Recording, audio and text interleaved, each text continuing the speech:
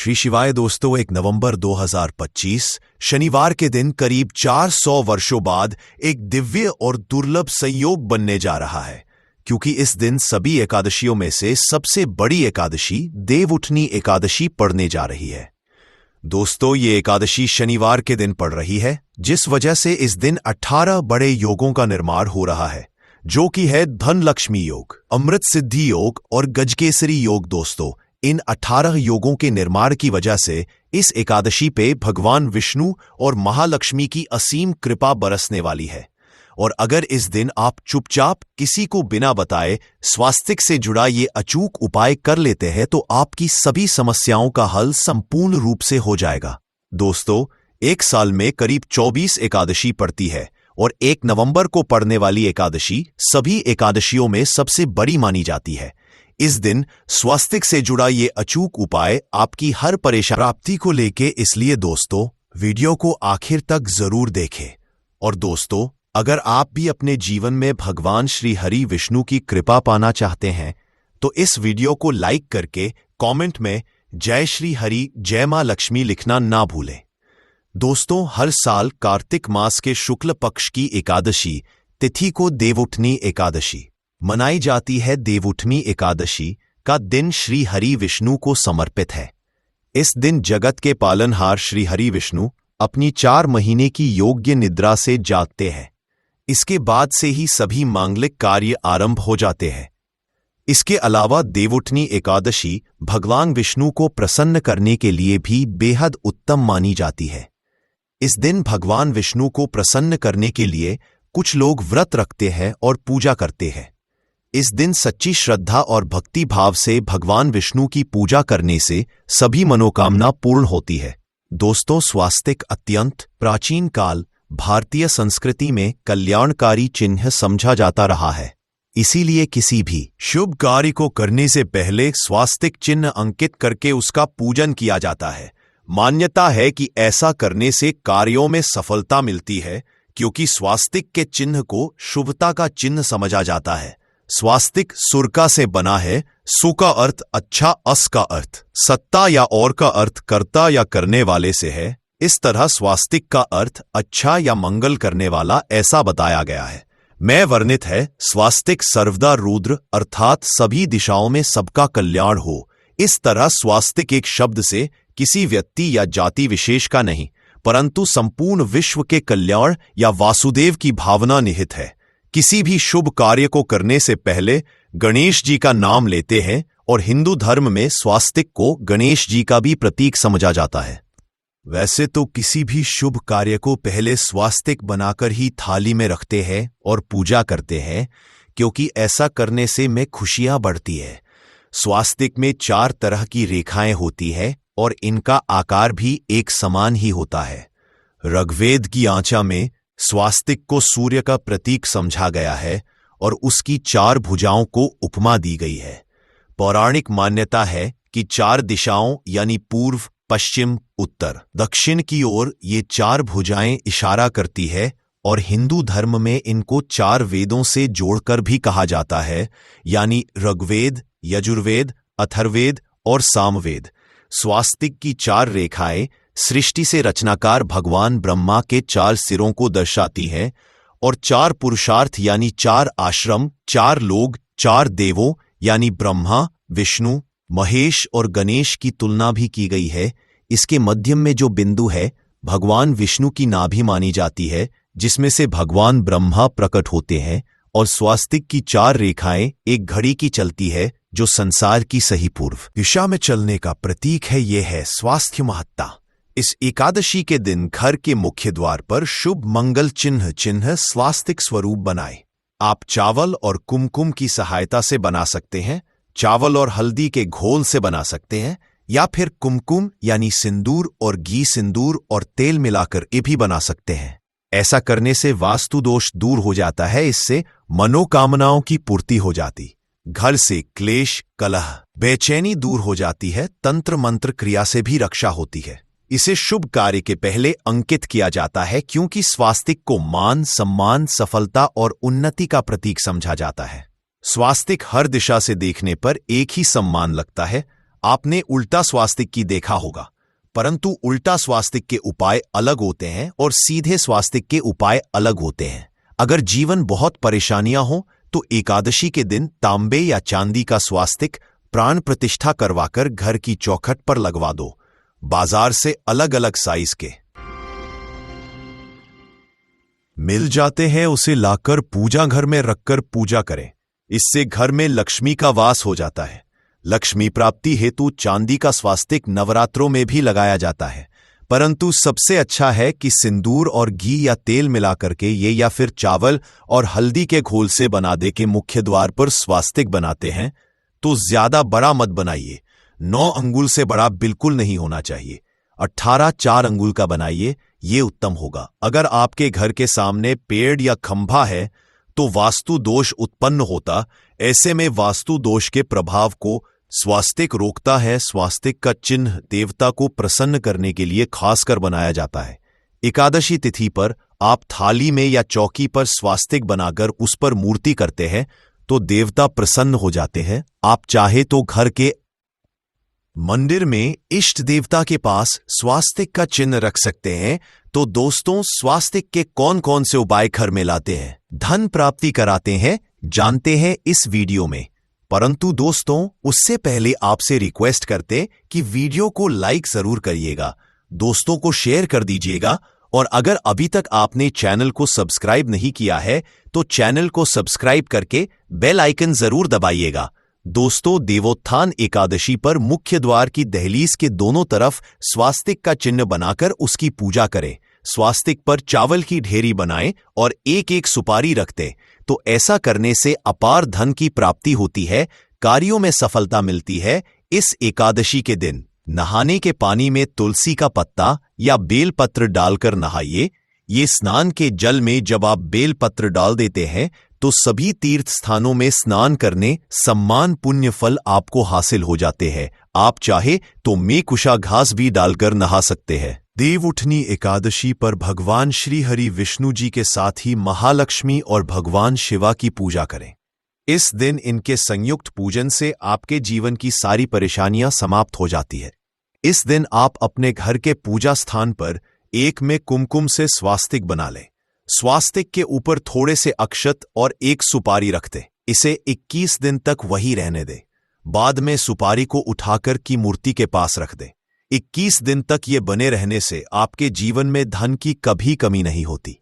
इस एकादशी पर आप यह उपाय कर लेंगे तो लंबे समय तक यह आपको लाभ देता रहेगा। पितरों की कृपा पाने के लिए भी स्वास्तिक काम आता है। इसके लिए स्वास्तिक का चिन्ह घर के मुख्य द्वार के गोबर से बनाना चाहिए। इससे घर की सुख शांति बनी रहती है, पितरों की कृपा बरसती है।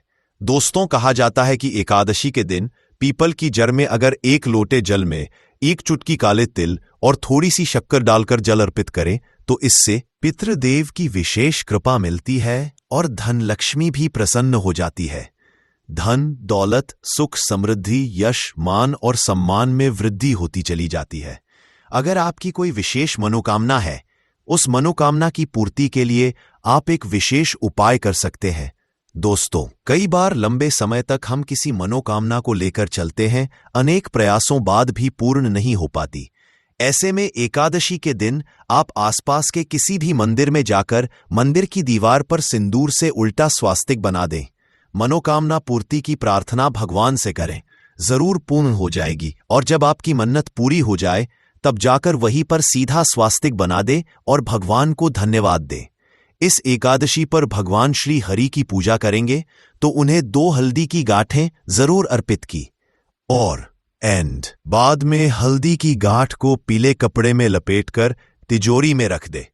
आपने पहले भी हल्दी की गांठें रखी हुई है तो उसको ही पूज करके वापस रख दे। दोस्तों, एकादशी पर विष्णु जी की पूजा में उन्हें केसर कमल का पुष्प के लिए गेंदे का फूल अर्पित करें। जिस थाल को आप गन्ने से बजाएंगे उस थाल में भी सिंदूर से एक स्वास्तिक का चिन्ह जरूर बना लें। उस स्वास्तिक के दोनों तरफ 2 खड़ी रेखाएं भी बनाएं। फिर उस थाली को हुए प्रभु को जगाएं। मंगलाचार कीजिए। ये स्वास्तिक का चिन्ह आपके जीवन की सारी परेशानियों को दूर करेगा। जीवन में खुशियां। देवोत्थान एकादशी के दिन विशेष मंत्र का जाप जरूर करें। आप मंत्र का जाप कर सकते हैं या फिर विष्णु जी के महामंत्र ओम नमो भगवते वासुदेवाय का, इसमें से किसी भी एक मंत्र का जाप कर सकते हैं। जो भी मंत्र आसान लगे उसका जाप कर लें। देवोत्थान एकादशी के दिन अपनी मनोकामना की पूर्ति के लिए ये उपाय कर सकते हैं। आप तुलसी में जब जल अर्पित करेंगे तब एक लोटे में जल लेकर उसमें चुटकी हल्दी, 2-4 बूंदें दूध, थोड़ी सी मिश्री और एक चुटकी अक्षर डालकर ही अर्पित करें। और शाम के समय तुलसी के समक्ष घी का दीपक जलाएं। इस दीपक में एक सिक्का रख दें और बाद में इस सिक्के को उठाकर संभाल के रखें। तुलसी को विष्णु प्रिया भी कहते हैं, इसलिए देवता जब जागते हैं तो सबसे पहले प्रार्थना तुलसी की सुनते हैं। वैसे ये सिक्का रोज के दीपक में भी आप डालकर दीपक जला सकते हैं। ऐसा करने से सिक्का सिद्ध हो जाएगा। फिर जब भी महत्वपूर्ण काम से आप घर से बाहर है तो इस सिक्के को साथ में रखकर निकले, आपको कार्य में सिद्ध जरूर हासिल मिलेगी। इस दिन दीपक का उपाय जरूर ही करें। एक दीपक घर के मुख्य द्वार पर अंदर की तरफ से या फिर पास के किसी मंदिर में, एक दीपक तुलसी के नीचे, एक दीपक अपने घर के पूजा स्थान पर इस दिन जरूर जलाएं। पूजा के बाद आरती जरूर करें। आरती की थाल में कुमकुम से स्वास्तिक बनाकर उस पर फूलों की पंखुड़ी और थोड़े अक्षत रखकर फिर दीपक जला प्रभु की आरती करें, सर्वोत्तम होगा। परंतु याद रखें कि भगवान श्री हरि विष्णु को अक्षत अर्पित नहीं किए जाते, मां लक्ष्मी को अर्पित किए जाते हैं। अगर विष्णु जी को अर्पित करना चाहते हैं तो हल्दी से रंगाकर ही पीले अक्षत अर्पित करें। तो दोस्तों, विधि विधान से इस दिन पूजा आराधना करें, स्वास्तिक के उपाय जरूर करें और विष्णु जी के साथ ही शिवाजी और माता लक्ष्मी की असीम कृपा पाकर को सुंदर बनाएं। दोस्तों, भगवान विष्णु की कृपा के लिए देवउठनी एकादशी के दिन स्नान कर दे।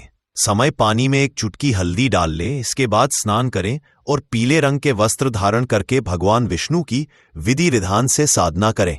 देवउठनी एकादशी के दिन श्री हरि का सबसे पहले गाय के दूध से और फिर शंख में गंगा जल भरकर स्नान कराए। इसके बाद उन्हें पीले रंग के वस्त्र अर्पित करें। मान्यता की देवउत्थनी एकादशी के दिन ऐसा करने से भगवान विष्णु का विशेष आशीर्वाद हासिल होता है। देवउत्थनी एकादशी के दिन भगवान विष्णु की पूजा करते समय उन्हें केसर अथवा पीले चंदन या हल्दी का तिलक लगाए। साथ ही साथ भगवान विष्णु के प्रिय पीले रंग के फूल और पीले फल चढ़ाएं। मान्यता है कि इस उपाय को करने से भगवान विष्णु शीघ्र ही प्रसन्न होकर भक्तों को मनचाहा आशीर्वाद देते हैं। आपके नजदीक भगवान विष्णु का मंदिर ना हो तो आप भगवान विष्णु के अवतार भगवान श्री कृष्ण की मूर्ति की भी पूजा करके देवउत्थनी एकादशी का पुण्य फल हासिल करें। ईश्वर की साधना आराधना में मंत्र जप का विशेष महत्व होता है। ऐसे में आज देवोत्थान एकादशी के दिन भगवान विष्णु की कृपा पाने के लिए ओम नमो भगवते वासुदेवाय नमः मंत्र का जप जरूर करें। यदि संभव हो तो इस मंत्र का जाप तुलसी या पीले चंदन की माला से करें। धार्मिक और पौराणिक मान्यताओं के अनुसार पीपल के पेड़ में भगवान विष्णु का वास होता है। ऐसे में देवउठनी एकादशी के दिन पीपल के पेड़ में जल जरूर अर्पित करें कि पूर्ति के लिए इस दिन दूध मिला हुआ जल भी पीपल में चढ़ा सकते हैं। अगर आप देवउठनी एकादशी की पूजा का पूरा फल हासिल करें तो भी आप पूरा जानते हैं करना चाहते हैं तो इस दिन भगवान विष्णु की पूजा में शुद्ध घी का दिया जरूर जलाएं। साथ ही भगवान विष्णु को अर्पित किए जाने वाले में तुलसी के पत्ते जरूर रखें। मान्यता है कि तुलसी के दिन भगवान भोग ग्रहण नहीं करते हैं और इस एकादशी की तारीख को लेकर सबसे बड़ा भ्रम फैल चुका है। कुछ लोग कह रहे हैं कि यह 1 नवंबर को है तो कुछ कह रहे हैं यह 3 नवंबर को है, लेकिन सही तिथि क्या है ये बहुत कम लोग जानते हैं। और अगर आपने गलत दिन व्रत रखा तो पूजा का फल अधूरा रह सकता है और भगवान विष्णु की कृपा भी नहीं मिलेगी। तो आप इस वीडियो में जानेंगे 2025 में देवोत्थान एकादशी की सही तारीख, शुभ मुहूर्त और पारण का सही समय।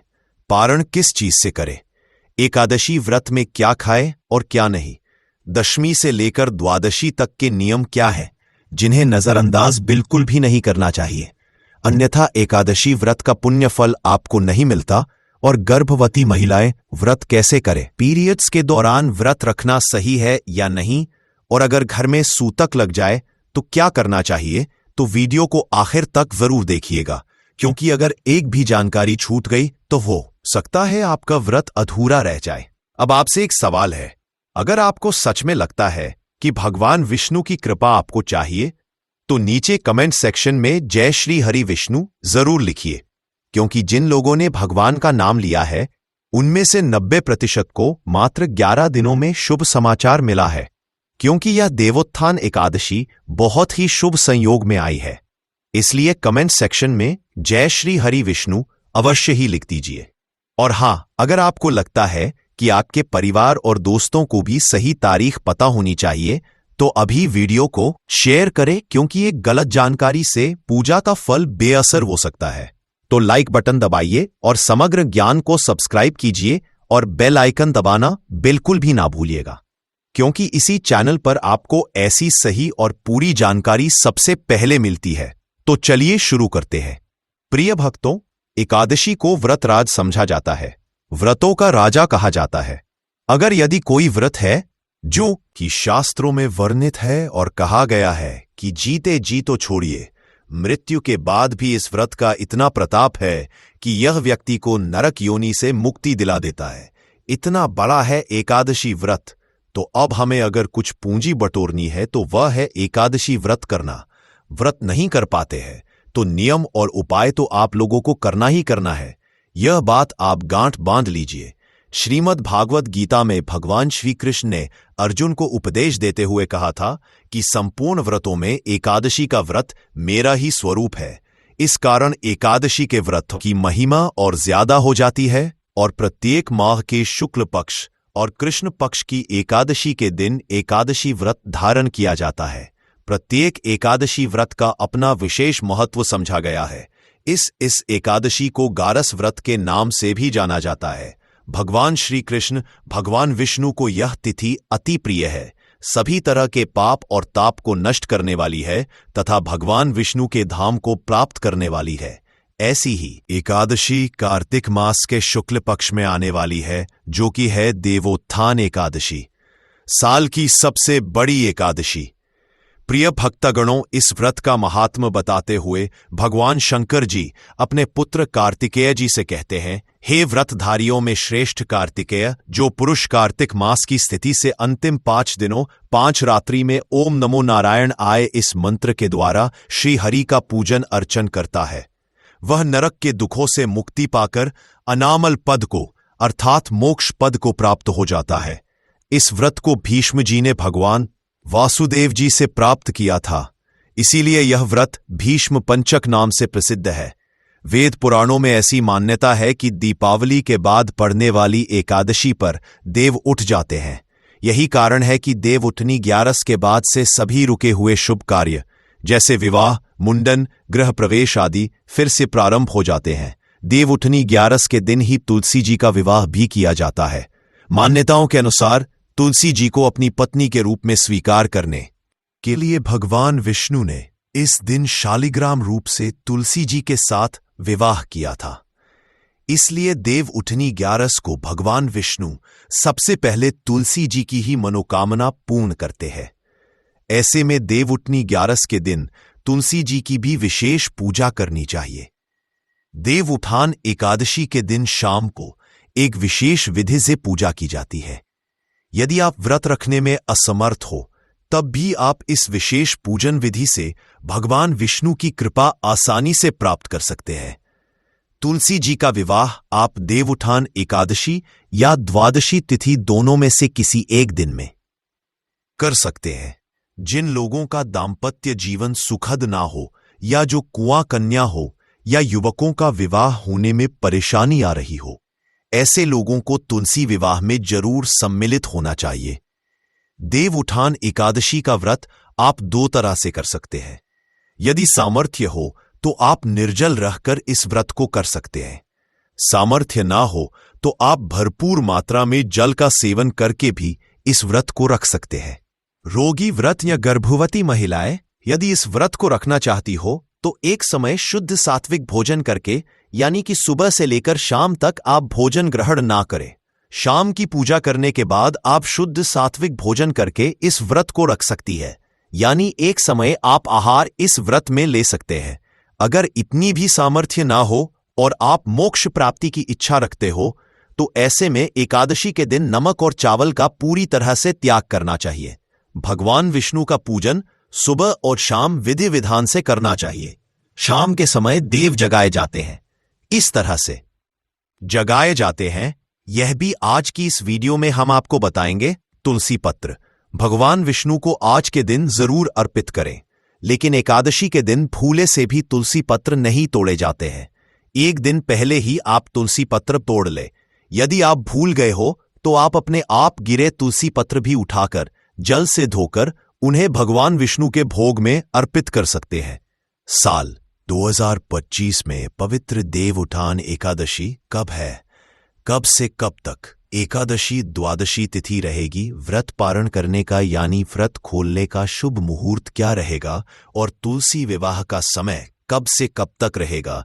लेकिन उससे पहले अभी तक आपने वीडियो को लाइक नहीं किया है तो वीडियो को लाइक करके चैनल को सब्सक्राइब अवश्य कर दीजिए और हाँ, पास वाली बेल आइकन का बटन दबाना बिल्कुल भी ना भूलें। आइए सबसे पहले जान लेते हैं पूजा विधि और बाद में जानेंगे शुभ मुहूर्त। एकादशी तिथि के दिन सुबह ब्रह्म मुहूर्त में उठकर के नित्य क्रियाओं से निवृत्त होकर के गंगा नदी में या घर के नहाने के पानी में ही थोड़ा सा गंगा जल मिलाकर स्नान करना चाहिए। शुद्ध वस्त्र धारण करना चाहिए। व्रत को व्रत के लिए भगवान से प्रार्थना करनी चाहिए। व्रत का संकल्प लेना चाहिए कि हे भगवान विष्णु के माता लक्ष्मी, आज मैं मां कृष्ण पक्ष की एकादशी का व्रत धारण करने जा रहा हूं या करने जा रही हूं। इस तरह से भगवान से प्रार्थना करनी चाहिए। इस दिन भगवान का पूरे विधि विधान के साथ इनका जल से अभिषेक करना चाहिए। पंचामृत से अभिषेक करना चाहिए। भगवान विष्णु को इस दिन विशेष तरह से गौ दुग्ध अवश्य ही चढ़ाना चाहिए। साथ ही भगवान शिव, भगवान शालिग्राम को भी गौ दुग्ध चढ़ाना चाहिए। इसके बाद फिर तुझे गंगा जल से स्नान कर भगवान को वस्त्र अर्पित करें, यज्ञोपवीत अर्पित करें, भगवान विष्णु को काले तिल चढ़ाएं, तुलसी दल अर्पित करें। भगवान विष्णु को अक्षत नहीं चढ़ाया जाता है, इस बात का ध्यान रखें। भगवान विष्णु को भगवान शालिग्राम जी को अक्षत ना चढ़ाएं। अक्षत की जगह उन्हें काले तिल अर्पित करें। भगवान शिव जी को आप अक्षत अर्पित कर सकते हैं। उसके बाद चंदन पुष्प भगवान को अर्पित करें। धूप और दीप दिखाएं। अनेक तरह का निवेद्य रत्तु फल आदि इस मौसम में जो भी प्राप्त हो भगवान को अर्पित करें। निवेद के बाद जल से आचमनी करवाएं। मुख शुद्धि के लिए पान तत्र, सुपारी, लौंग, इलायची के साथ में अर्पित करें। द्रव्य दक्षिणा चढ़ाएं। उसके बाद फिर एकादशी व्रत की कथा श्रवण करनी चाहिए। भगवान की आरती करनी चाहिए। इस दौरान भगवान विष्णु के स्तोत्रों का पाठ, पुरुषोत्तम पाठ आदि का पाठ श्रवण करना चाहिए। एकादशी व्रत के दौरान ओम नमो भगवते वासुदेवाय नमः या श्री कृष्ण गोविंद, हरे मुरारी आदि नाम मंत्रों का जप करना चाहिए। इससे भगवान विष्णु अपने भक्तों पर अति प्रसन्न होते हैं। इस तरह से एकादशी तिथि के दिन सुबह और शाम के वक्त पूजन करना चाहिए, कथा श्रवण करनी चाहिए, भगवान की आरती करनी चाहिए। एकादशी की रात्रि जागरण करते हुए समय को व्यतीत करना चाहिए और द्वादशी तिथि की सुबह उठकर के स्नान करके शुद्ध वस्त्र धारण करके भगवान का पूजन आरती कर लें। इसके बाद ब्राह्मणों को भोजन करवाएं, ब्राह्मणों को दान और दक्षिणा दें और फिर समय के अनुसार व्रत का पारण करना चाहिए। इस तरह व्रत को धारण करने से व्यक्ति सभी तरह के पापों का नाश होता है, बिगड़े हुए काम बनते हैं तथा सभी देव देवताओं का आशीर्वाद भी प्राप्त होता है और अंत समय में भगवान के नाम की प्राप्ति होती है। आइए अब जानते हैं इस दिन देव कैसे उठाए जाते हैं। पूजा वाली जगह को साफ करके चूना और गेरू की सहायता से रंगोली बनाएं। फिर इस स्थान पर गन्ने का मंडप बनाएं। इसमें भगवान विष्णु का चित्र या फिर तस्वीर रखें। अब ओखली पर भी भगवान विष्णु का गेरू के माध्यम से चित्र बना ले। इसके बाद ओखली के पास फल, मिठाई, सिंघाड़े, बेर और गन्ने रखें। इसके बाद इसे डलिया से ढक दें। उसके बाद रात में दीपावली की तरह इस दिन भी रात को पूजा स्थल और घर के बाहर दीपक जलाने चाहिए और घर के सभी सदस्यों को भगवान विष्णु की पूजा करनी चाहिए। भगवान श्री विष्णु का आह्वान करके उन्हें जगाएं। घंटी बजाते हुए भगवान विष्णु को उठाए और बोले, उठो देवा बैठाए देवा, अंगुलियां चटका हो देवा। नई सूत नई कपास देव उठाए कार्तिक मास। फिर गन्ने से बने मंडप की परिक्रमा कर भगवान विष्णु को दंडवत प्रणाम करें। इसके साथ ही तुलसी माता का विवाह शालिग्राम भगवान जी के साथ किया जाता है। इस दिन तुलसी विवाह कराने से कन्यादान करने के जितने पुण्य की प्राप्ति होती है। आइए जानते हैं कि देवउठनी एकादशी का व्रत कैसे रखना चाहिए और किस तरह से पूर्ण होने में हमें कौन सी सावधानी रखना चाहिए, और देवउठनी एकादशी दिन ऐसे कौन से उपाय करना चाहिए जिससे व्यक्ति की आध्यात्मिक उन्नति हो। जानकारी बहुत ही सुंदर है, वीडियो को मिस मत करना, क्योंकि अधूरा ज्ञान हमेशा खतरनाक साबित होते हैं।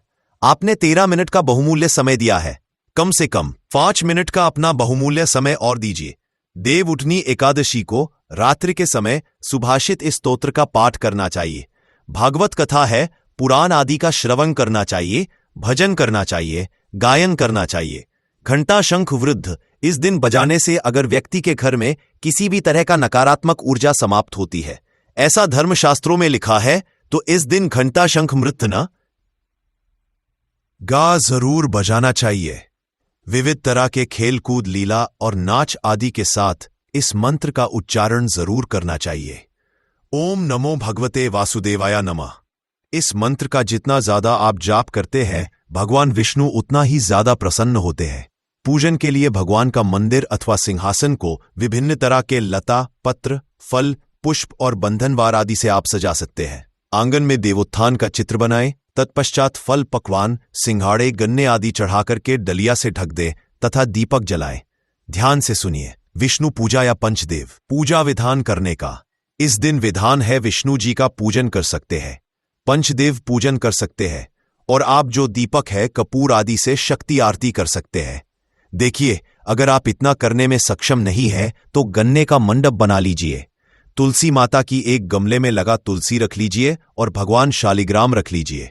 शालिग्राम नहीं है तो भगवान कृष्ण जी की मूर्ति लगा सकते हैं। अब आप तुलसी माता तथा भगवान श्री कृष्ण, जो कि शालिग्राम स्वरूप कहे गए हैं, उनसे विवाह कर सकते हैं। आपसे जैसे बन पड़े, मैं ये नहीं बोल रहा हूं, मैं जो विधि बता रहा हूं उसी से करें। आपसे जैसे बन पड़े, जैसा आपका सामर्थ्य है, उनके अनुसार भगवान का विवाह करा दीजिए। इस बारे में कुछ उपायों को बताना चाहूंगा। तो अगर आज के दिन अर्थात देवउठनी एकादशी के दिन, देव प्रभु धनी एकादशी के दिन तुलसी माता को बहुत राखा पुष्पक हार चढ़ाने से आर्थिक कष्ट दूर होती है।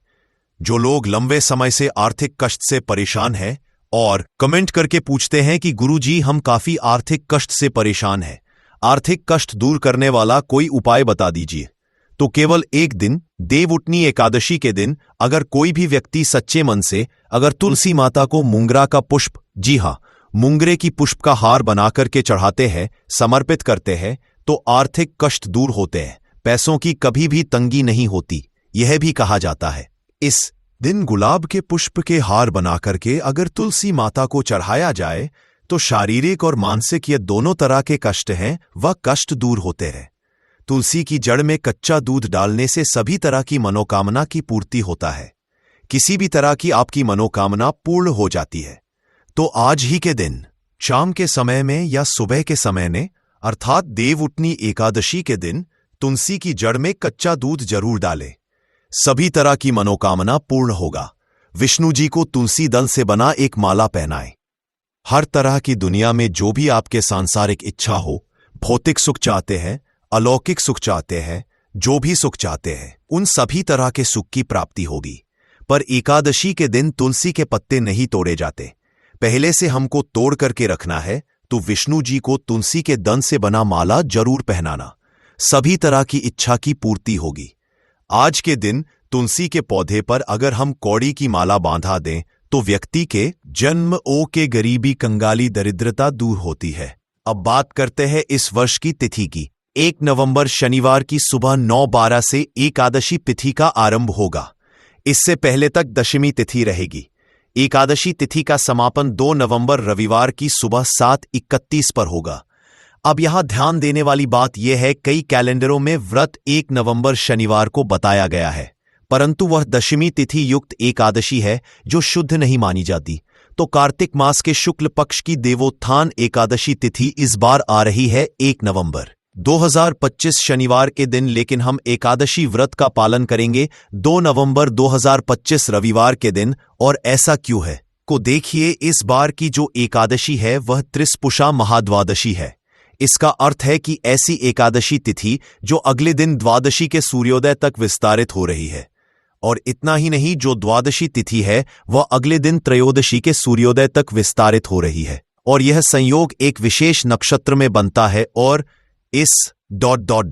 पार यह शतभाषा नक्षत्र में पड़ रही है, जो कि शाम को 6:20 तक रहेगा और उसके बाद पूर्व भाद्रपद नक्षत्र आरंभ हो जाएगा।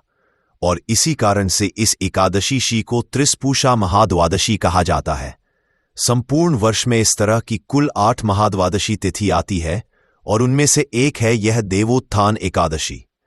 इसलिए भले ही देवोत्थान एकादशी का प्रारंभ 1 नवंबर से हो रहा हो, लेकिन फिर भी एकादशी का पूर्ण और वास्तविक फल अगर प्राप्त करना चाहते हैं तो हम इसका पालन 2 नवंबर 2025 के दिन ही करें। शास्त्रों में वर्णन आता है कि जब इस तरह त्रिस्पुरुषा एकादशी तिथि आती है तो उसका पालन महाद्वादशी के दिन करना चाहिए। यानी एकादशी के दिन नहीं, अपितु द्वादशी के दिन एकादशी व्रत का पालन करना चाहिए। पद्म पुराण और मार्कंडेय पुराण में वर्णन आता है कि जो व्यक्ति वर्ष में आने वाली इस 8 महाद्वादशी का पालन नहीं करता है, उसे संपूर्ण विश्व के प्रलय होने तक यमपुरी में वास करना पड़ता है। शास्त्रों में यह भी वर्णन आता है कि इस तरह महाद्वादशी तिथि जब भी आती है तो भक्तों को महाद्वादशी का सम्मान करना चाहिए, क्योंकि महाद्वादशी के दिन एकादशी व्रत का पालन करने से एकादशी तिथि का फल भी अपने आप मिल जाता है। इसलिए किसी भी तरह का संशय मन में मत रखिएगा। एकादशी का दिन छोड़ के अगले दिन द्वादशी पर ही इस व्रत का पालन करना चाहिए। और गलती से भी इस बार 1 नवंबर को एकादशी व्रत का पालन करने की कोई आवश्यकता नहीं है। अगर आप वास्तव में पुण्य प्रदान करने वाली देवोत्थान एकादशी का यथोचित फल प्राप्त करना चाहते हैं तो इस बार देवोत्थान एकादशी का पालन 2 नवंबर 2025 रविवार के दिन ही किया जाएगा। भक्तों, आइए जानते हैं कि इस साल देवोत्थान एकादशी के दिन यानी 2 नवंबर 2025 रविवार को कौन कौन से शुभ मुहूर्त बन रहे हैं और अगले दिन व्रत का पारण कब करना उचित रहेगा। यह वही पवित्र एकादशी है जिसे शास्त्रों में हरि प्रबोधिनी एकादशी कहा गया है, क्योंकि इसी दिन भगवान श्री विष्णु अपनी योग निद्रा से जागते हैं और संपूर्ण सृष्टि में फिर से शुभता का संचार होता है। इस बार देवोत्थान एकादशी व्रत का पारण अगले दिन यानी 3 नवंबर 2025 सोमवार को किया जाएगा। पारण का शुभ समय रहेगा सुबह 6:43 से लेकर 10:21 के बीच। अब जानिए एकादशी तिथि का आरंभ और समाप्ति का समय। इस बार एकादशी तिथि शुरू होगी 1 नवंबर 2025 को सुबह 9:11 पर और इसका समापन 2 नवंबर 2025 को सुबह 7:31 पर होगा। बात करते हैं दिन भर के शुभ मुहूर्तों की। इस दिन का ब्रह्म मुहूर्त सुबह 4:50 से 5:42 तक रहेगा। यही समय भगवान विष्णु के नाम स्मरण और ध्यान के लिए सर्वश्रेष्ठ है। सूर्योदय सुबह 6:24 पर और सूर्यास्त शाम 5:35 पर होगा। सुबह पूजा करने का सर्वोत्तम समय रहेगा प्रातः 5:16 से 6:34 के बीच, जबकि शाम की पूजा का श्रेष्ठ मुहूर्त रहेगा 5:35 से 6:53 तक। इन्हीं समयों में भगवान श्री हरि विष्णु को जगाया जाता है, भोग लगाया जाता है और तुलसी विवाह की भी शुरुआत होती है। अब बात करते हैं इस दिन बनने वाले योगों की, जो इस एकादशी को और भी अधिक मंगलमय बनाते रहे। इस बार त्रिपुष्कर योग बन रहा है सुबह 7:31 से शाम 5:03 तक और इसके बाद सर्वार्थ सिद्धि योग लगेगा शाम 5:03 से लेकर अगले दिन सुबह 6:34 तक। इसका अर्थ यह है कि पूरा दिन शुभ कार्यों के लिए अत्यंत फलदायी रहेगा। चाहे आप नया कार्य आरंभ करना चाहें, गुरु प्रवेश करें या किसी मंगल कार्य की शुरुआत, हर दृष्टि से यह समय पूर्णतः अनुकूल रहेगा। इस दिन अभिजीत मुहूर्त का समय रहेगा सुबह 11:42 से 12:26 के बीच, जबकि राहु काल का समय रहेगा शाम 4:12 से 5:35 तक। राहु काल के दौरान किसी नए कार्य की शुरुआत करने से बचें, क्योंकि शास्त्रों में इसे अशुभ काल बताया गया है। अब एक आवश्यक सूचना, इस बार एकादशी तिथि में भद्रा का वास भी रहेगा। भद्रा सुबह 7:31 तक पृथ्वीलोक में रहेगी और क्योंकि भद्रा का वास मृत्युलोक में होने पर शुभ कार्य निषिद्ध माने गए हैं, इसलिए भद्राकान समाप्त होने के बाद ही किसी भी पूजा व्रत या शुभ कार्य की शुरुआत करें। इस तरह देखा जाए तो इस बार की देवोत्थान एकादशी पूर्ण रूप से मंगलमय है। पूरे दिन शुभ योगों का संगम रहेगा। जो भी भक्त सच्चे मन से भगवान विष्णु का स्मरण करेंगे, उनके सभी कार्य सिद्ध होंगे और जीवन में सुख समृद्धि का वास होगा। तो भक्तगण, यह था 2 नवंबर 2025 की देवोत्थान एकादशी